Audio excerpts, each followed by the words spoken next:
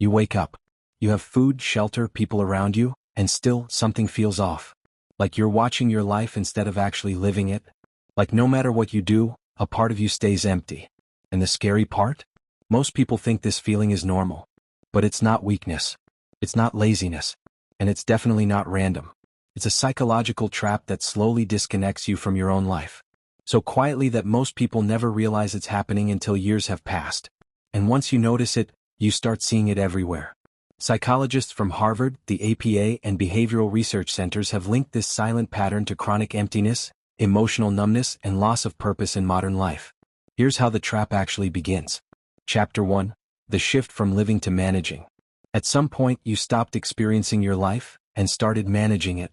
You scroll without feeling anything. You talk without really connecting. You achieve things without feeling satisfied. You go through entire days on autopilot. And little by little, your brain adapts to survival mode.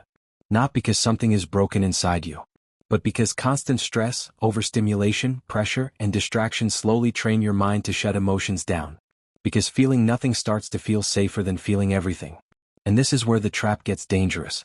Chapter 2. The trap, how comfort becomes a prison.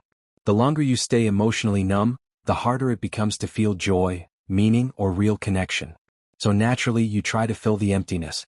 More entertainment, more scrolling, more goals, more noise, more distraction. But none of it lasts, because the problem was never that something was missing from your life.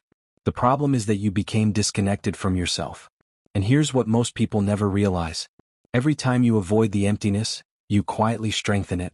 Psychologists call this the emotional avoidance loop. You feel empty. You distract yourself from the feeling. The avoidance deepens the emptiness. Then you feel even worse later. So you escape again. And again.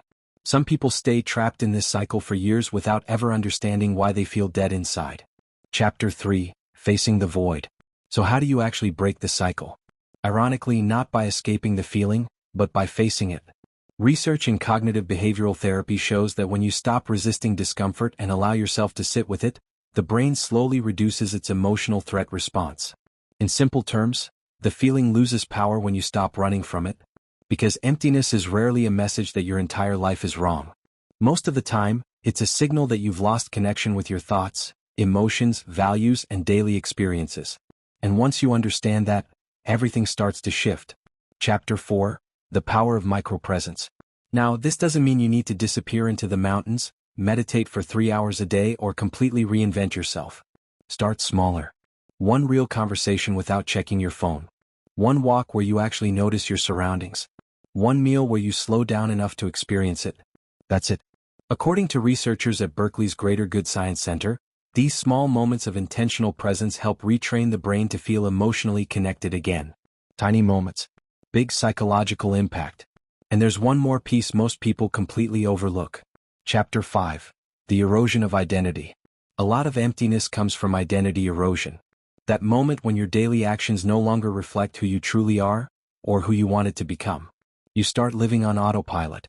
Saying yes to things you don't care about. Following routines that drain you. Becoming productive, but disconnected.